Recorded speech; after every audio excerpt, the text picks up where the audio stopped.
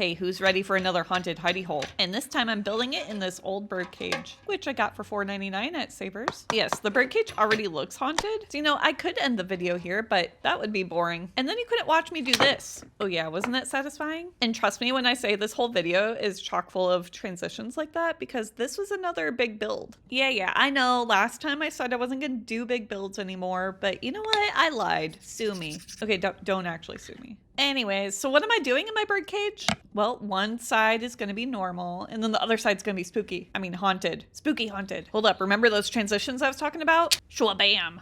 What? Was that a double transition? That's right. It's like 2 times the transitions for your buck. It's a bang for your butt. I don't know. Anyways, look at my little doorknob. What's cuter than one doorknob? 2 doorknobs. You're welcome for not making you watch me make 2 doors. But look at my little sign. And why do we not want them to enter? Because it's private. And customers always follow signs, right? And don't ask why the door is so high. I guess it's just to keep people out. I don't know. It's just how I made it. Anyways, I kept you in suspense long enough. So if this little terrarium doesn't give it away, I'm doing a pet shop, complete with tiny snake. Aw, isn't he cute? I mean, as far as snakes go anyway. I have to be honest, snakes are not my favorite animal. And let me tell you why. So growing up, the town that I lived in was infested with gardener snakes. And look, I know that gardener snakes are harmless, but you try to convince 8-year-old Ashley that. And when I say infested, I mean it. Because if you walked outside, there would be 10 of them sunbathing on the porch. One time I saw a huge pile of probably 200 snakes just rolling around in each other. You know, doing the humpity hump, the nasty. And trust me, it was nasty. I ran home crying and my mom didn't believe me. They would get up into our siding and then fall out. One time I opened up the basement door and one fell on my hand. Absolutely traumatized. And so I run away with the door open. And guess what? Guess where that snake went? Yep, right into my basement. Now that there's a snake in my basement situation, 8-year-old me panics and throws the cat at the snake, hoping that he will do something about the snake. I don't know what, but it was my only solution at that time. Look, I didn't say I was a smart 8-year-old, but we can all agree that the cat was smarter because he didn't want anything to do with the snake either. In fact, he jumped at the opportunity to leave me behind and explore the world. He didn't care about the snake or me. So now the cat is off doing cat things outside and there's a snake in my basement. We never did find that snake, and you know what? My bedroom was in the basement. Pretty sure he just lived with us from then on. It was one of the most traumatizing days of my life. Anyways, I did not plan on telling that story, but there it is. Maybe I should get back to talking about the art.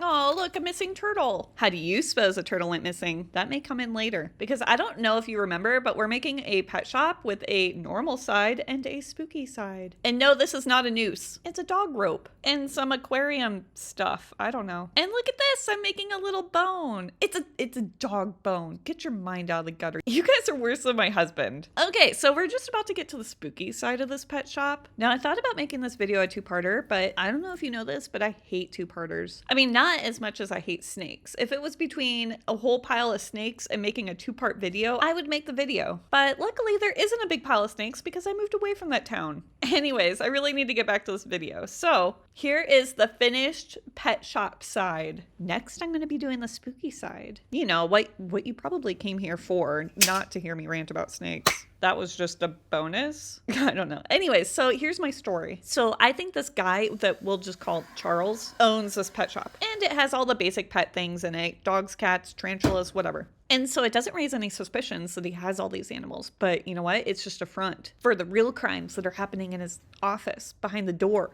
The worst crime of all, animal cruelty. You see, Charles is trying to make the perfect pet because if he makes the perfect pet, he'll become a millionaire. And Charles has always wanted to be a millionaire. But his boss has never so much as even given him a raise. And so Charles made that boss disappear under mysterious circumstances, aka he ran experiments on him until his head fell off. And so now Charles runs the shop by himself. And he makes all the money. But it turns out that the shop is kind of a money pit. You see, he made a bad investment. Hold up, look at my turtle. Okay, he thought he'd turn the shop into like a veterinary / shop, but that still wasn't making enough money. So that's when he got obsessed with creating the perfect pet by merging pets together. I don't know. You know what? Maybe Charles didn't want to make the perfect pet. Maybe he was just really into taxidermy. And when people would bring in their sick pet, they would expire a little early. And rather than cremate them, he would taxidermy them. Not that taxidermy is really a crime, but I feel like if you're taxidermying somebody else's pet without their permission, that's probably a crime. Ooh, so maybe he sells his exotic taxidermy from his experiments. And until he finds that perfect pet, this makes for a pretty good side gig of selling strange taxidermy. I don't know. But check out my octopus. You knew I had to add an octopus. And really, that would be a crime in itself, keeping a poor little octopus inside of a small cage like this. Because, you know, octopuses are really smart and it'd be really sad. Unless maybe Charles is the octopus. What? What about that for a plot twist? Take that, M. Night Shyamalan. The long.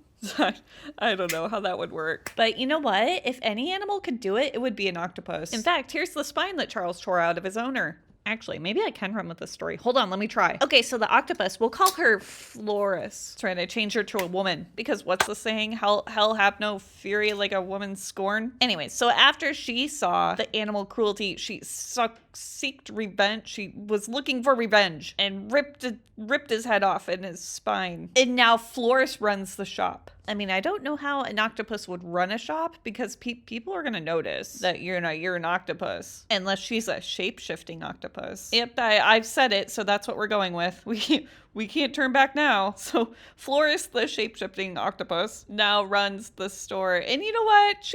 We're going to make her a millionaire. She's a millionaire. She had better business sense than Charles anyway. At the end. I don't know where else to go with this story. But luckily, I am almost done with this haunted hidey hole. I'm just going to add this anglerfish to the wall because anglerfish are awesome. And I made this little bear skin rug. I don't know what kind of animal this is. And I would have skipped adding this footage in, but I thought it was kind of satisfying, so there it is. Okay, now I shoved everything into my bird cage. And there's the finished product. What do you guys think? And what haunted hidey hole should I do next? I saw some comments about a haunted library. That could be cool. Or maybe a bathroom. Although I kind of like the shop idea. Maybe a haunted art studio. What do you guys think?